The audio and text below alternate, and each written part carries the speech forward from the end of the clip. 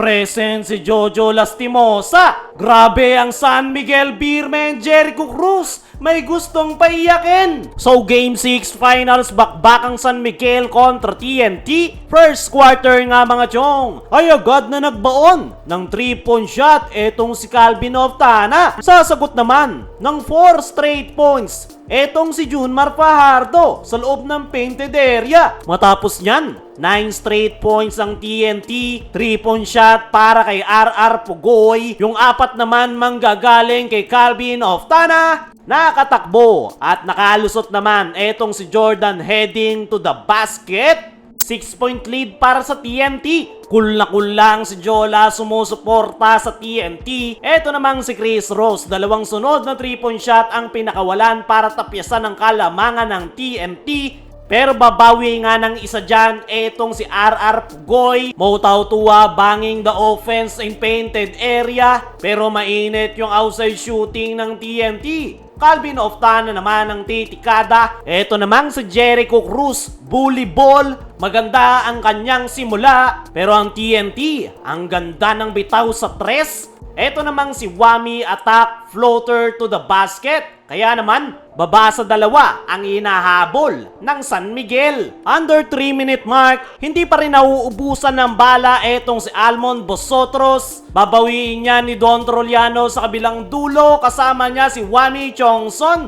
Pero etong si Oftana ang huling pupuntos, kaya natapos ang first quarter 23-25. 2-point lead para sa TNT. Pagpasok ng second quarter, etong si Brandon ang unang pupuntos sa kanyang perimeter jumper. Pero agad ngang bumawi ang San Miguel. Ganda ng hanap ni Cruz kay Junmar sa ilalim. Nakalamang ng San Miguel matapos ang tres na yan ni Don Troliano. Sasagot naman ng pick and roll play etong TNT tropang giga. Pero ang San Miguel, idadaan nila sa loob ng painted area Junmar at Don Troliano. Kelly Williams naman susubukang mga labaw sa loob ng painted area. Pero babawi nga etong si Muala Tautua. Pero ang TNT this time ganda ng ball movement. Laging open si Brandon sa ilalim. Bumira pa sa tres etong si Kelly Williams. Pero etong si Mautaw Tuwa, balyahan sa ilalim. Sasagot naman ng easy 2 etong si Brandon. Eto namang si CJ, ganda ng inilalaro. 6 straight points kasama yung 4-point shot na yan.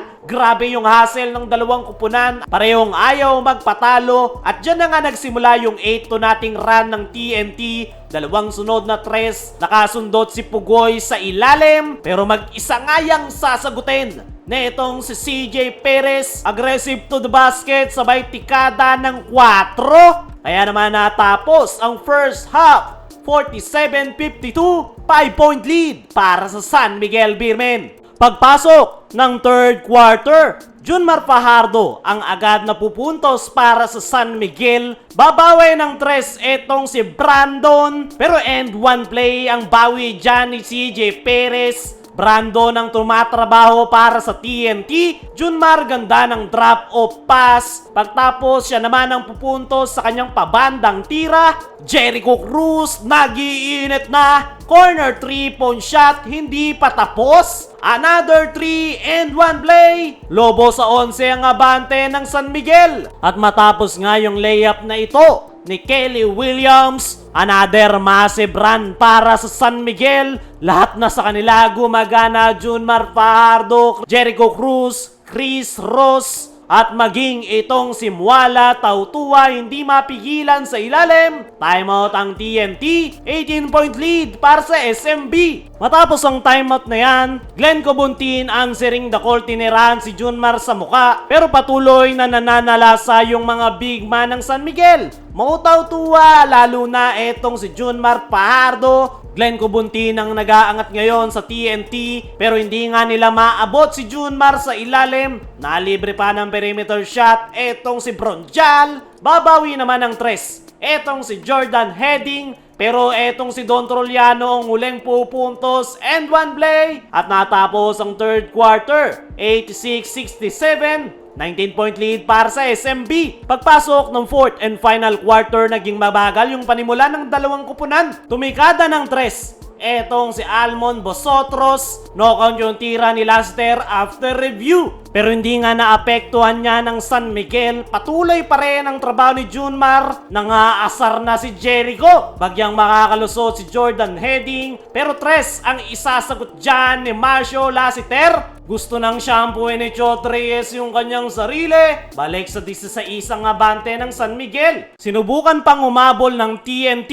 pero San Miguel na ang kukuha ng kampyonato.